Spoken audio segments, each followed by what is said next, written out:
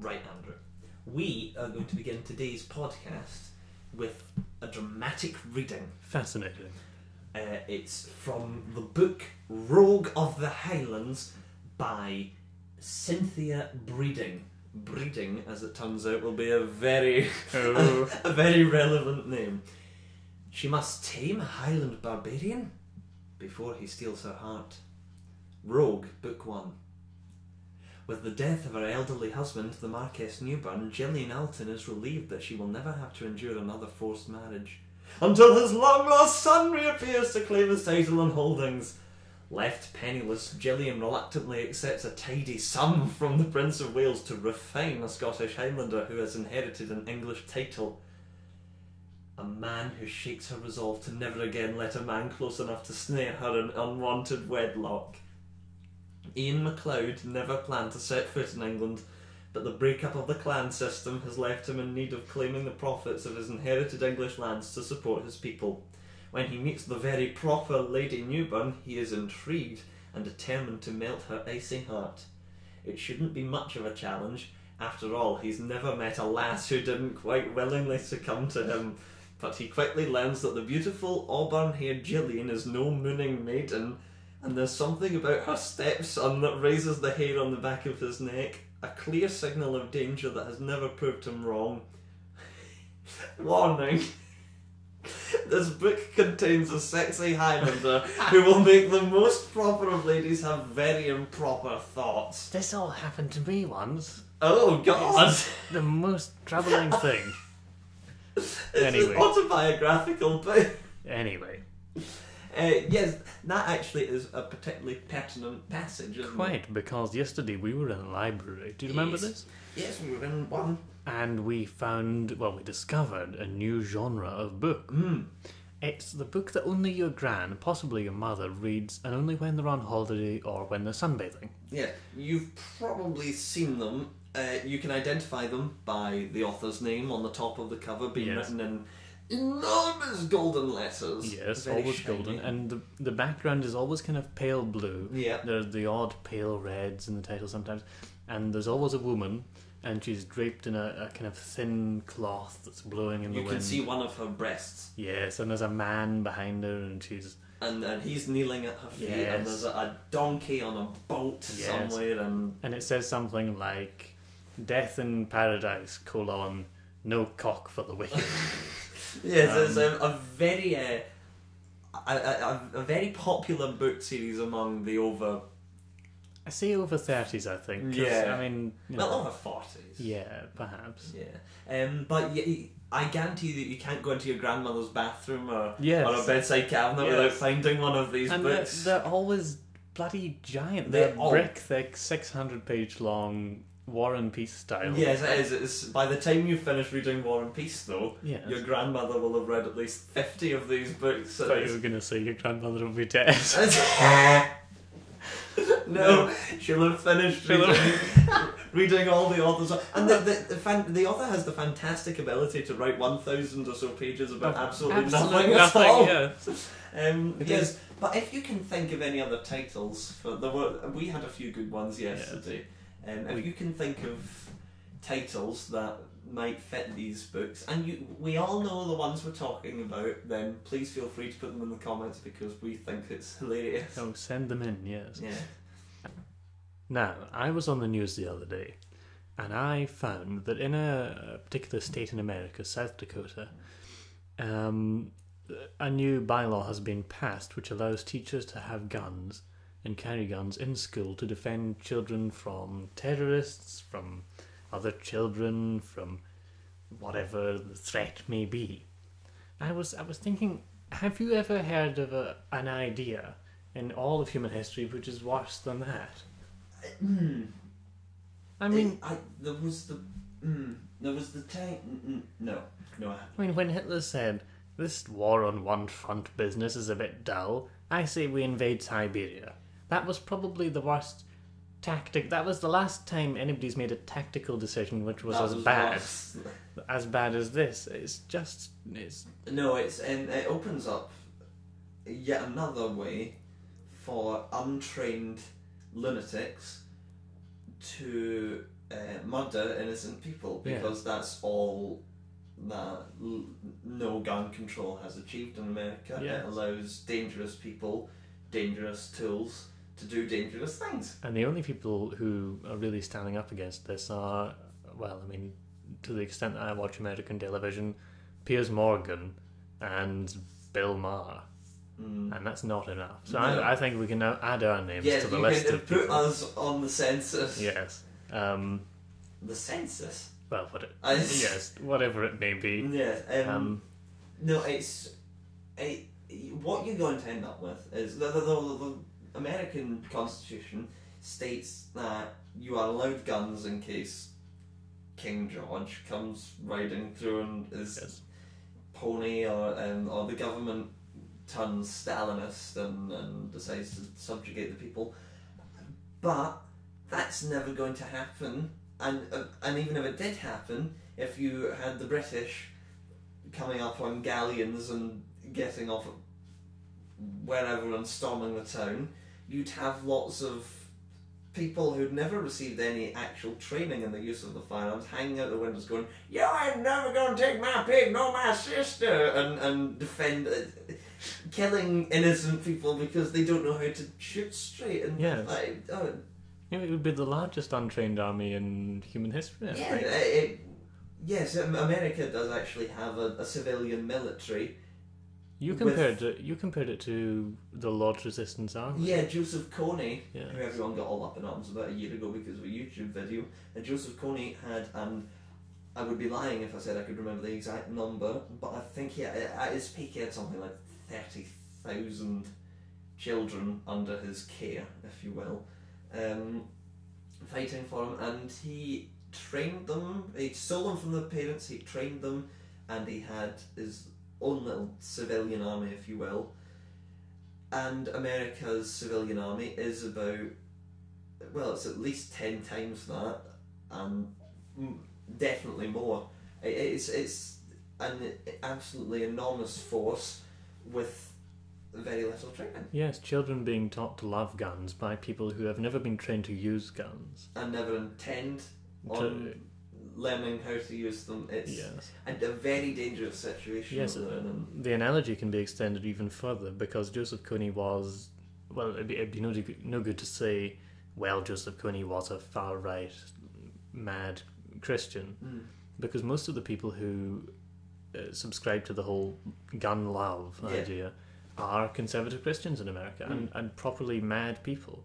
Yes, it's not like a little fringe element of society. It's about 40% of the population. I think it's also very telling that the in all sort of generally all first world countries would condemn the lack of gun control they have. It's very widely condemned here in Britain.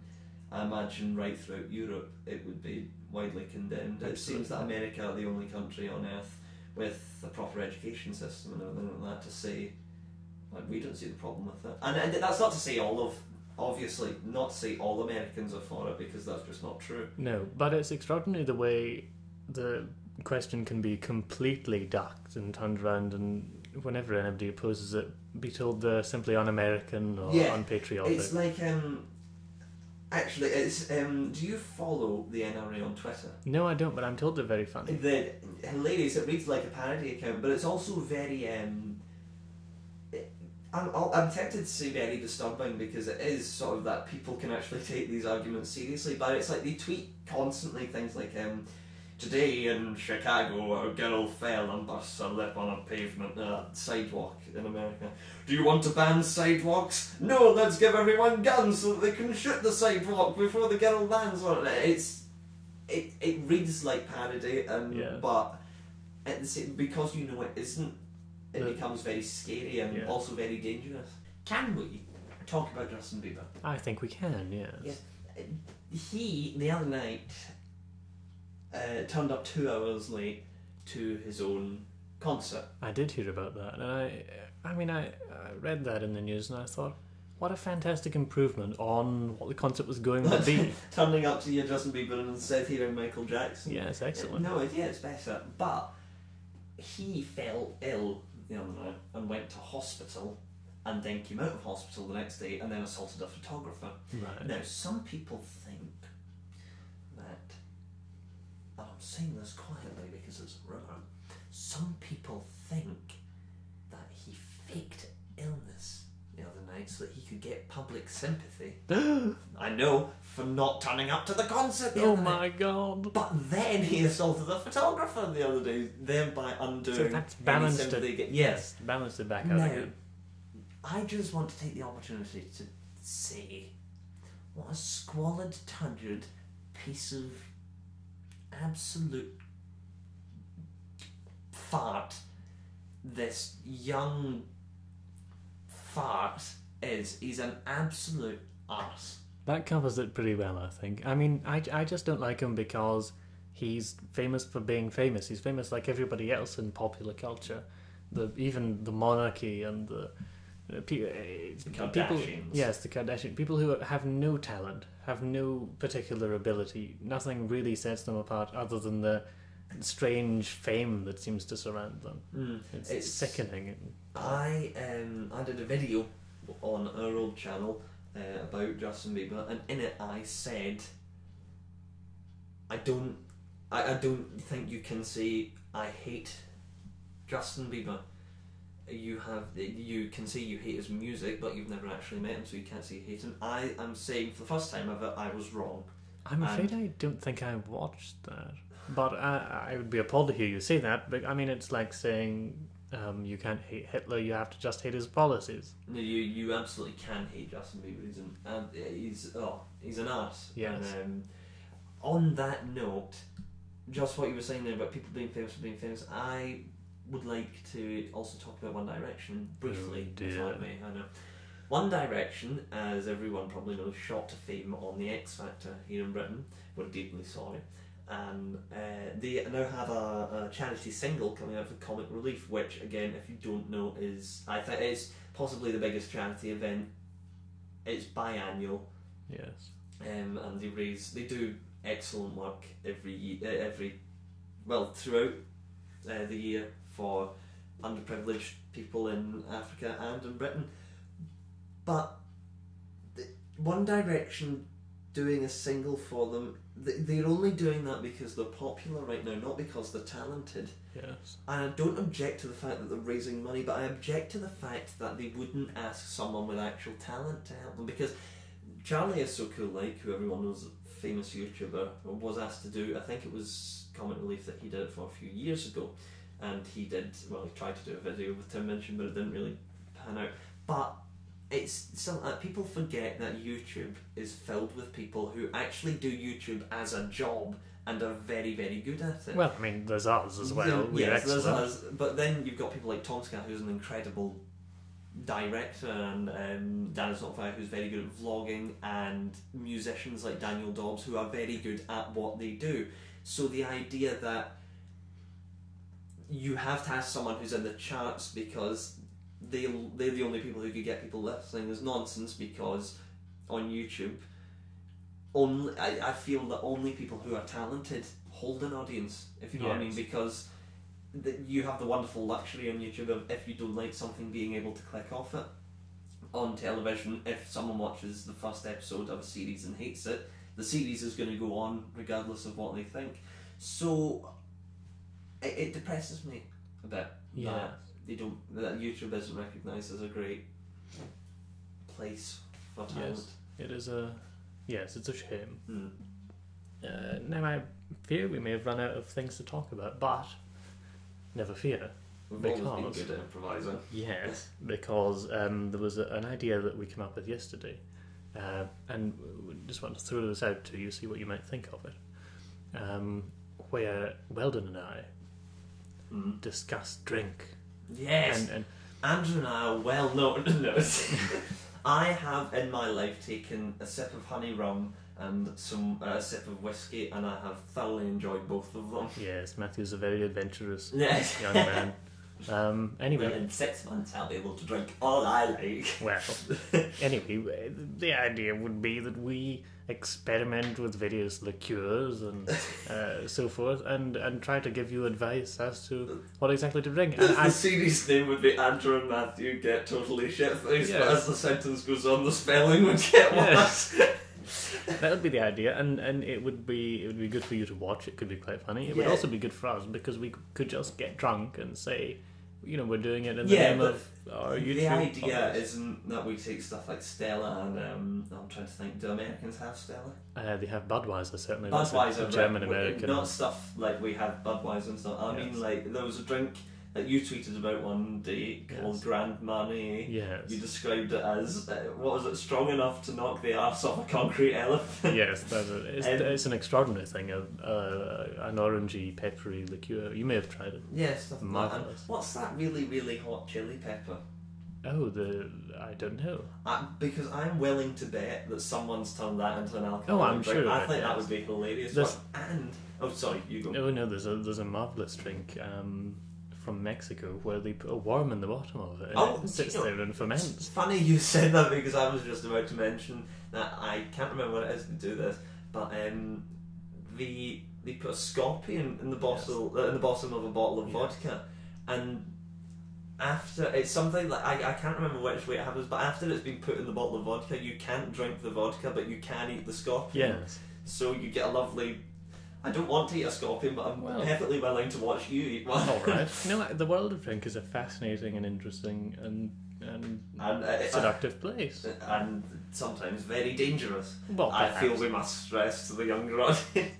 If you are a child watching, break into the cupboard and steal some Grand Marnier. Wrong you move. So drink that. Terribly middle class. Well, anyway, there's a suggestion. Yes, and if you like that, then we can do that. Tell us and we'll do it. If you don't like it, we'll probably do it anyway. Yes.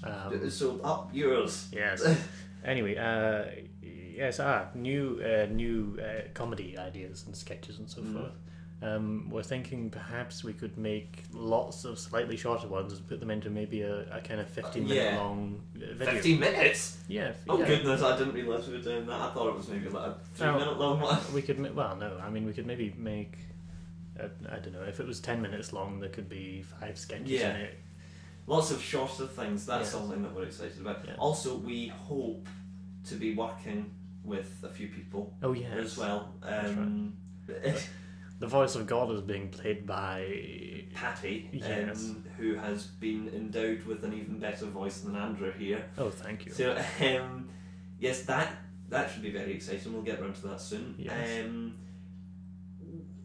What else? Yes, in regards to things like Twitter and Facebook, we have both of them. I'll make sure I get links posted. Yes. Follow Andrew and I separately, and then the SketchMeMyLegs Twitter account where we sometimes tweet things which we find funny. Yes.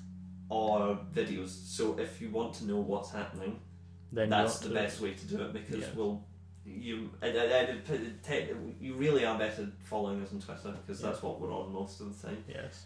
And yes, that's it for just now, I think. Yes, and I'd just like to say that to the people who are very nice to us, I want to say thank you to them. Do you? Yes, I'm feeling nice today. I want to say thank you to them for being nice, because they've been nice. That's lovely.